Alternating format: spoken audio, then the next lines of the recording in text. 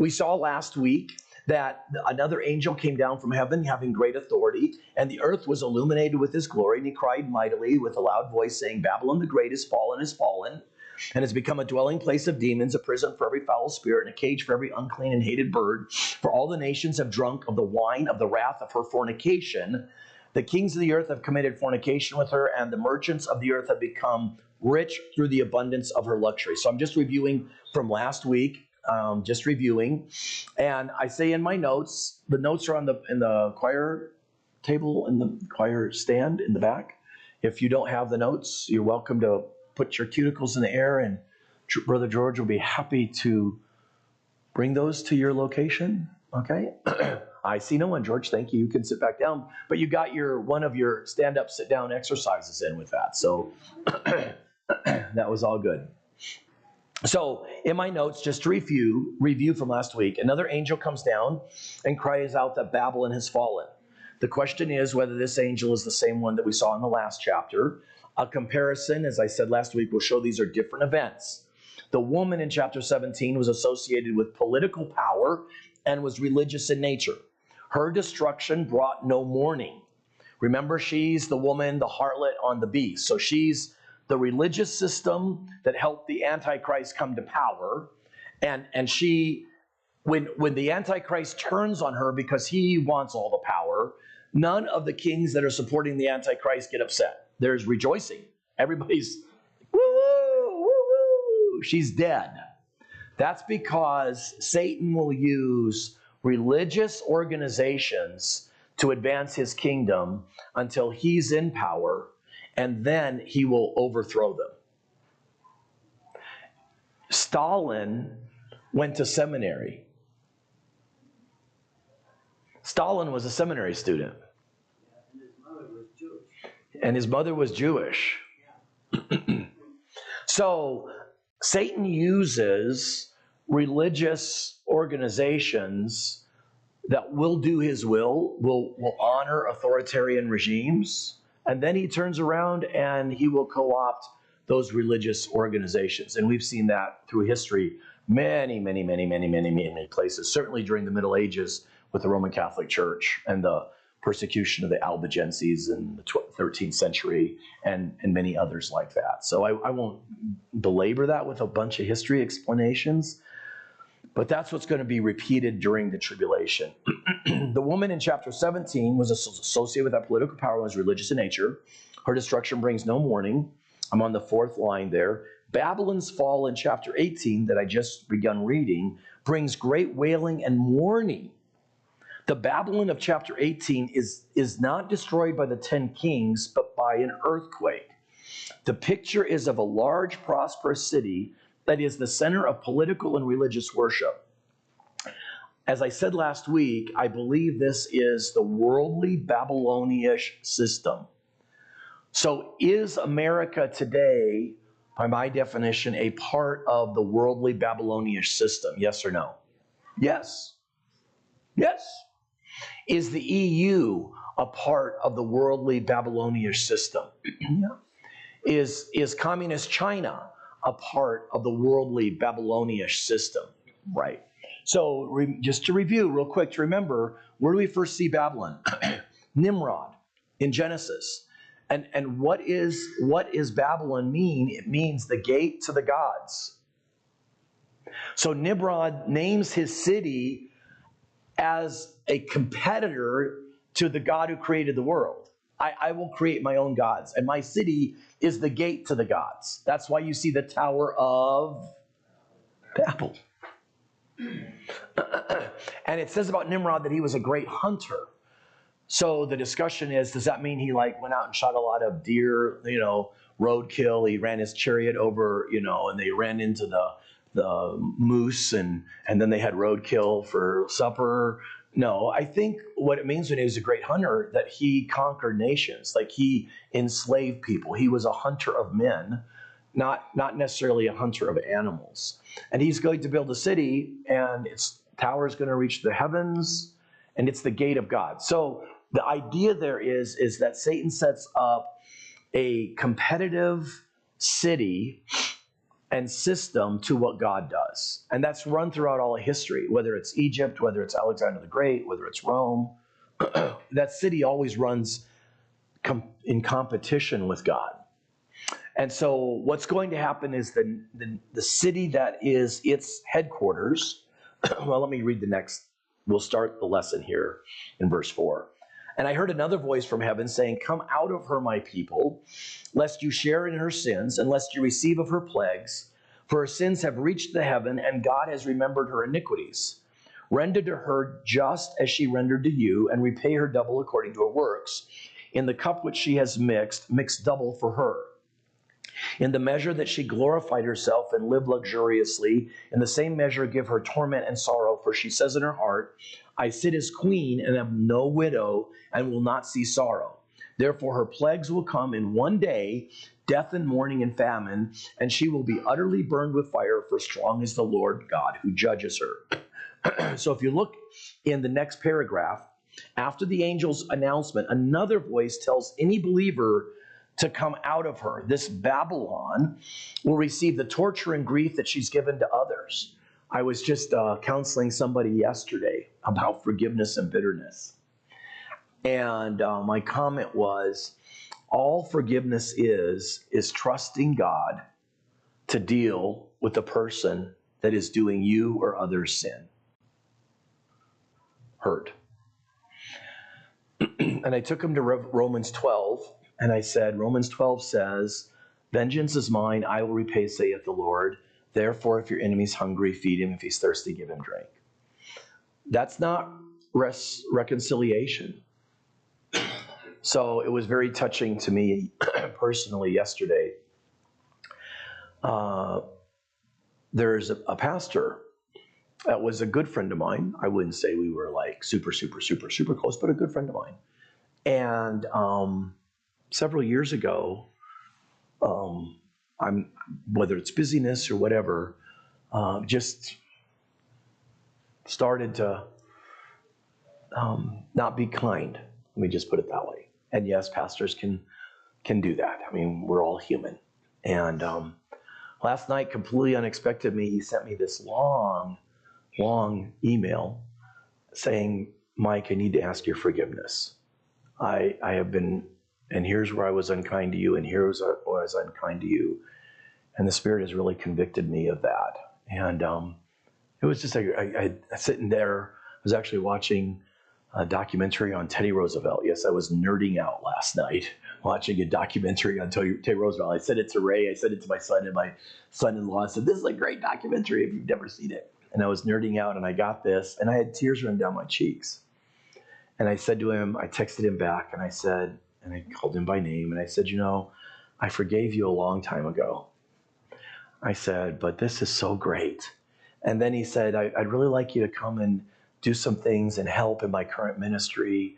And he said, I am so sorry the way I treated you. And it was just glorious. I mean, I wrote him back and I said, if I caused any of this friction between us, please let me know what I caused so I can apologize to you. I said, I've searched my heart and I have no clue as to where that friction came from. And it was wonderful. And I wrote him back and I said, we have a gift that they gave us years and years and years ago. It hangs on our wall. And I mean, every time I would walk by it, I would say, Lord, restore that relationship. I don't know how to do that. And so, that's a part of forgiveness. Isn't always reconciliation. And forgiveness can be done at a personal level. For instance, Erica Kirk is a prime example of this. People don't understand what she's done when she said, I forgive the man who martyred my husband. And if you saw this week in his first hearing, he's caught on mic asking this is a demonically inspired man, if not demonically controlled. I mean, this is what demon possession looks like. And we don't understand that because we in the West don't think about demon possession. This assassin of Charlie Kirk is either demonically controlled or demonically possessed. We only know Hollywood. Right. This is not one of the Hollywood flicks. This is real stuff. When I've been in the Far East preaching, I've met people I know are demon possessed. It's much more accepted and much more not accepted. It's much more realized by the Christians in the East than it is in the West. They speak of it more freely. Anyway, in his first hearing, he says to his defense lawyer, "So he had a wife?" And she said, "Yes, and children," and he laughed. That's a demon-possessed man. That's what real demonism looks like. And we in the West don't see that because we're so materialistic and we don't believe in the supernatural. So people don't understand what she says when she says, "I forgive him." It's straight Christian understanding of Christ. Father, forgive them, for they know not what they do. Right? On the cross. That didn't mean that they weren't going to go to hell for murdering the God-man if they didn't repent. Paul repents and he doesn't go to hell. But those that spit on Christ, Christ forgives them. But it doesn't mean at a personal, "I forgive you for the hurt you're inflicting on me," but there's still consequences. In Charlie Kirk's murderer's case, there's going to be civil consequences, but Erica can forgive. It frees her from bitterness. That's biblical forgiveness. It doesn't mean that there's restoration. It doesn't mean she's going to have him over for a tea party. And I've walked many, so I'm off kilter a little bit, but because he's talking about vengeance, sometimes we think, oh, how could God be vengeful? Well, God can be vengeful. We're not to be vengeful. And you say, how do I know if I'm being vengeful or if I'm just protecting myself? I mean, I've counseled many people who have been sexually abused as children. How do I protect myself from that parent, from that uncle, from that cousin? And now I have children. How do I make sure my children aren't? How do I do that? And I'm supposed to forgive, and so there's the confusion is forgiveness means I have a great relationship with a person. No, that's called trust and reconciliation. Those are two different things. Forgiveness means I'm going to trust God. I'm not going to roll it around in my head. I'm not going to be a victim. I'm not going to, that's what Satan wants me to be. I'm not going to be that by your power, Spirit. It also doesn't mean that now we're going to have, if it's a cousin or a brother and I have children, I'm never going to let them be around my kids. I remember counseling a young woman over about a 3-year period of time who had been sexually molested by her brothers and her father for years, and accepted Christ later as an older teenager, and she was having to deal with the fact. I helped her write a letter to those who had molested her, and of course they denied it ever happened. You're just all imagining this, which isn't uncommon. That's not uncommon.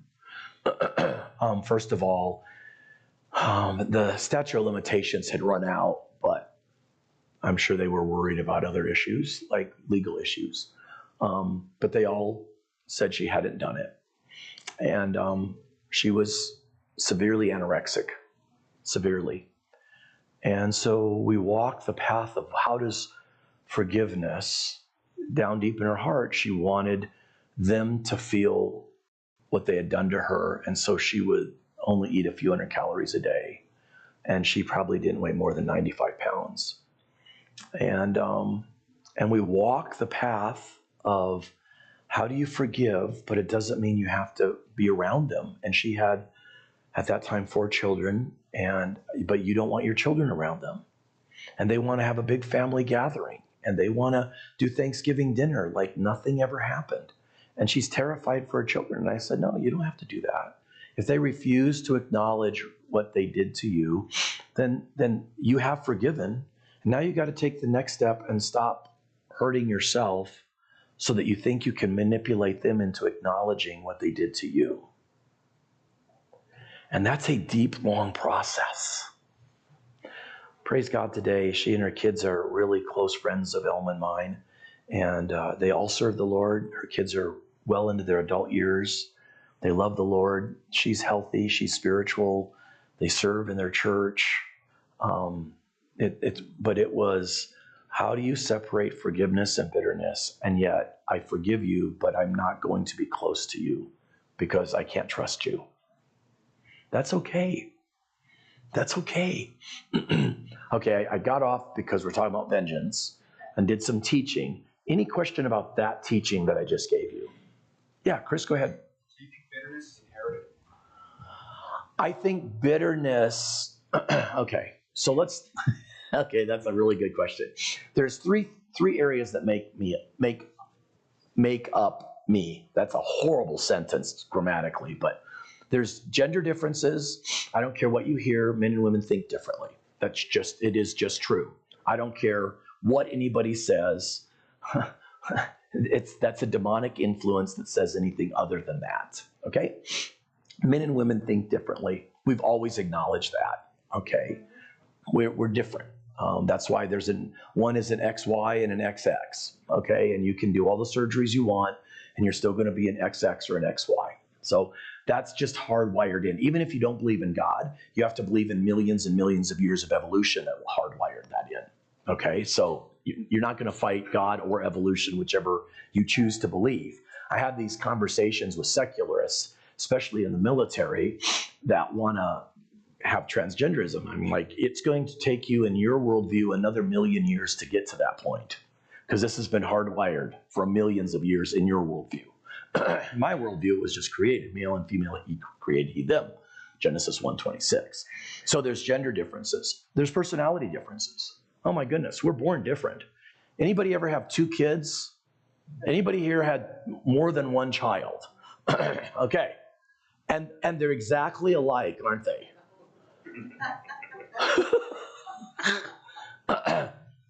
So both my kids were born at Good Sam in downtown Phoenix, 17 months apart.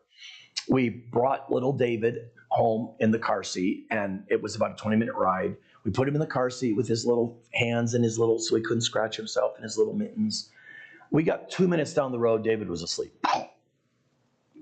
17 months later, we came out of the same hospital with little Sarah, same car seat, same little mittens, same everything. Put her in the car seat.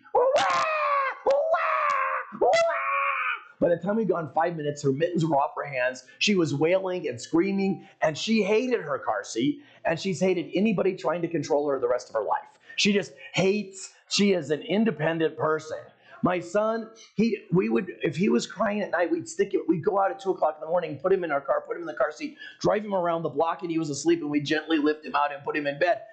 As soon as you put him in a car, boom, he went to sleep. As soon as you put my daughter in a car, boom, she was like screaming. We would drive to church 10 minutes, and my wife would say, they're going to think we're beating her. Her face is all red. Tears are running out. She goes, we're going to get arrested by CPS for abusing our daughter. She's screaming in the car seat. Meanwhile, David is in his car seat going, what is up with my little sister, right? They were different from the day we took them out of the hospital.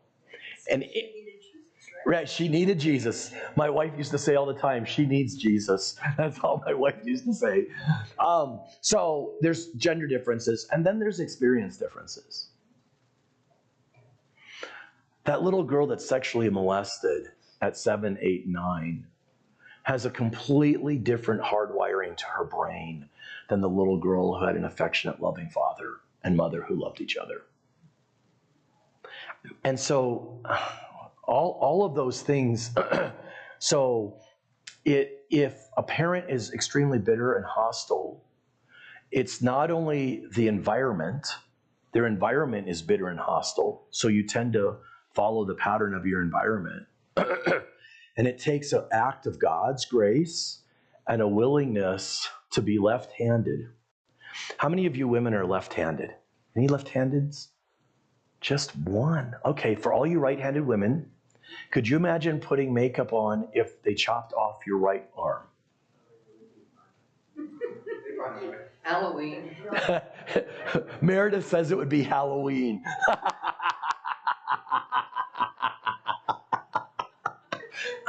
Okay, so that's what it is, Chris, to walk somebody in counseling through horrible home or a tendency to sin in your personality. All personalities have different tendencies to sin because of personality. Some are more tended to fear. Some are more tended to we have personality differences. And so sins I struggle with, you probably don't struggle with because my home was different. My personality is different.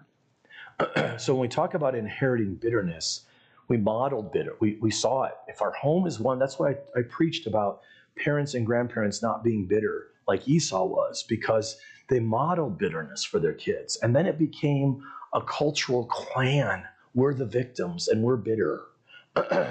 I think in our society, 50 years ago, we celebrated overcomers. We celebrated people that overcame problems, that overcame difficulties. You're right. Today we celebrate victims. And whatever you celebrate, you get more of. I used to have a business guy that was a close friend of mine. He would say, whatever you pay for, you get more of. So if you pay for more women having babies without a husband, you get more babies without a husband. If you stop paying for that, you get less. It's the same reward. It's just like giving cheese to a mouse. You'll get more mice going after the cheese than they will something else. So whatever you reward societally. So if I reward societally victimization, I will get more victims because that's how I get society brownie points. If I reward people that through difficulty and opposition overcome, I get more overcomers. Our nation was built on overcomers. In the last 50 years, we've switched to victims. Does that make sense? Okay, I know I chased a rabbit there, but this is interesting because it's talking about God's vengeance. In my notes, verses 4-8, it says, after the angel's pronouncement, another voice tells any believers to come out of her. So this is a good model for us that we are to be in the world, but we are not of the world. We are different than the world. And most reasons why young people that grow up in a Christian environment disdain Christianity as they get older is because they want to identify and be like the world because of the peer pressure. And it's true at 60 at my age, it's true at 16, it's true all across. The peer pressure is so strong, the culture, and God is saying to these Christians at the end of the tribulation, you have to come out. But we see the same thing in 2 Corinthians 6:14-17, come out from among them and be separate, don't touch the unclean thing. It is hard to go against society. So the Broncos are at home today, right, Ray? We talked about that. Who's going to win? The Packers. This is Ray's most horrible day of the year. Best day. I was going to say his two favorite teams are playing each other, and I don't know how Ray is going to handle this, but he told me this weekend, he said, I can't win. I said, I will win. I said, but you will lose too. I mean, he's the positive, I'm the negative. But so it's going to be packed out, right? I mean, Bronco Stadium is going to be, it's not Bronco Stadium anymore. Yeah, I mean, $400 to watch a game through binoculars when I can sit on my sofa and watch it. I'm sorry, but I get it. But it's part of being in the clan, right?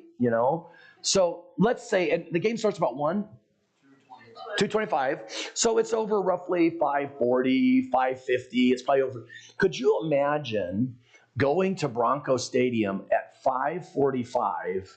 And just as the game is getting out and the Broncos have won by a last-second touchdown and everybody's screaming and everybody's, 70,000 people in that stadium? 60, 70,000? And they're all walking out of the stadium, and that's the time you want to go sit down and get in the stadium.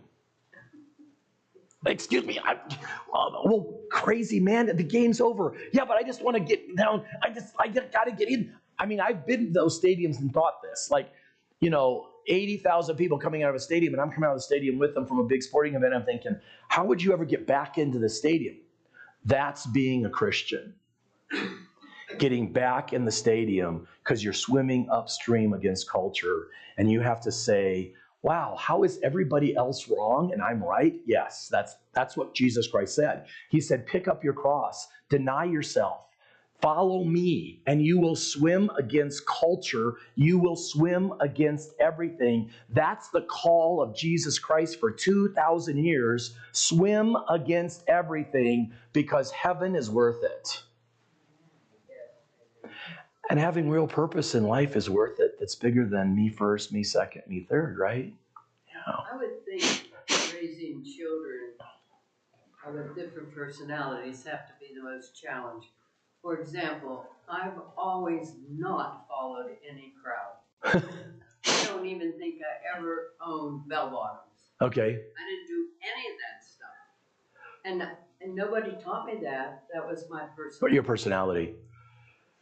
And then you've got kids that follow, but that has to be the biggest challenge for parents. I just can't even imagine how they handle that. Well, I mean, that's why I teach in parenting classes that you have to know who your child is and you correct them at their spiritual level, their personality level. If you overcorrect certain children, you'll create bitterness.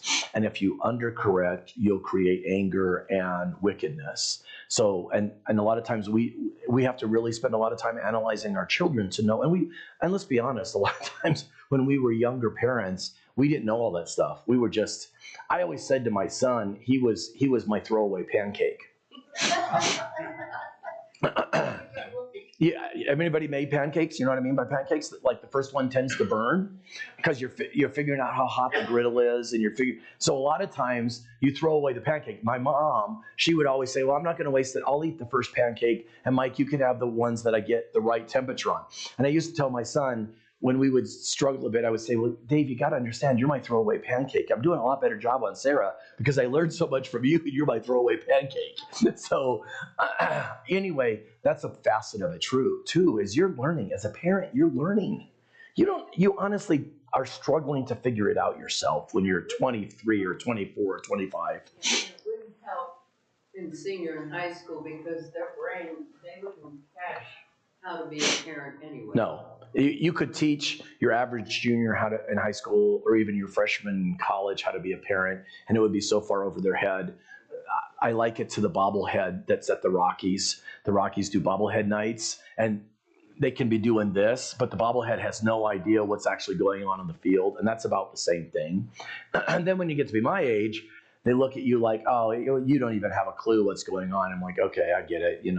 One of my favorite sayings is experience is the best teacher, and it's the only teacher for a fool. So people that say, "I need to experience," I go, "Yep, there's a fool." Because the one that can learn from others' mistakes and learn from hearing, that's a wise person to avoid the same wasted time, wasted life. Yeah. So let me finish my section here. After the angel's pronouncement, verses 4-8, another voice tells any believers to come out of her. This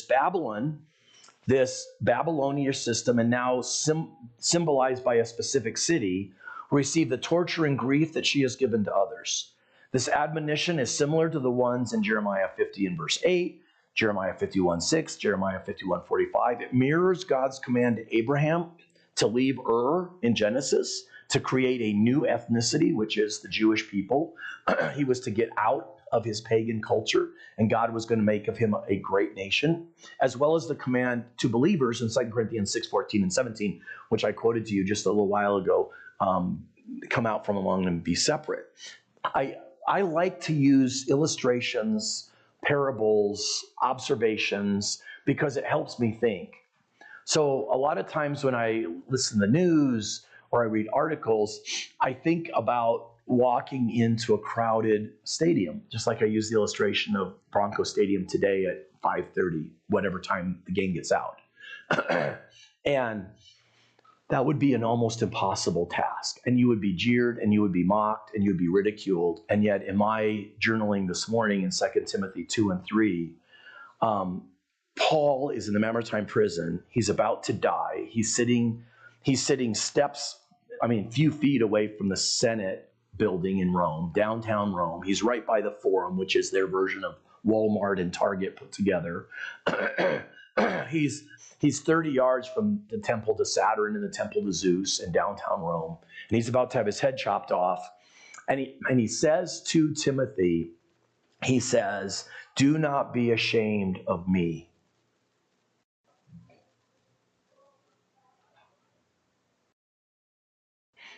Do not be ashamed of me and the persecution I'm going through. Because he said, I'm here for the gospel and for the resurrection. That's why I'm going to die. And that's been the call of believers. Jesus said, if you're not willing to lose your life for my sake, you'll never gain your life in heaven. And the cost to losing your life now is you are going to be, okay, I'm going to use another cultural. How many have ever seen the Christmas cartoon, The Island of Misfit Toys, that has the Island of Misfit Toys? Rudolph. The world is going to see you as an island of misfit toys. And the author of Hebrews says you have to go outside the camp. Jesus was crucified outside the wall and bear his reproach, or you're not worthy for him. Those are hard sayings. They really are. But wow, the joy, the peace, the love, the hope, the heaven. June's sister lived like that. And June knows that when she sees her sister, she will see her sister when she passes away or the rapture happens. Okay, I got through 5 more verses, so we're making great progress. We've faced a few rabbit trails, but I hope I'm teaching you other things and that are practical and beneficial and helpful just as we go through the text. Chris, great question on bitterness. We model it, but when it becomes a part of our identity, group victimization leads to so many perversities. And you see it in the life of Esau, which I preached 2 sermons on. 1,850 years of bitter, angry people that were all victims of God and Jacob's choice. And they hated the Jews, killed them, tried to do ethnic cleansing. Haman tries to kill all of them in the book of Esther. And those are all Esau's kids trying to kill Jacob's kids. The reason I asked that, I want to top it up, but in one of your notes from 2 Sundays ago, you said that bitterness and cancer spreads throughout your family and stuff to the adult or whoever to stop it where it starts. Yep. You have the power. You have the power to stop. My wife's family is full of adultery and alcoholism. And when my wife got saved and we started liking each other, we weren't allowed to date in high school, but we were in deep like, because we weren't allowed to say we loved each other. But we were in deep like. One of the things she said to me, she was 16, and she said, I am committed to stopping the alcoholism and the adultery in my family for my children. I mean, we were just hanging out eating lunch together. And she just looked at me and she said, at 16, she said, I am committed to stopping this for my family. She goes, I don't exactly know how to do that. And she'd only come to Christ about 6 months before that. She said, but I'm committed to stopping the lineage of my family. And she has. She has. That's a great gift. Because the easy path is to just do what everybody else in your family is doing, or all your peers are doing. It takes a strong personality to swim upstream like that. But that's why salmon do what they do, right? Be a salmon. Don't be a guppy. Always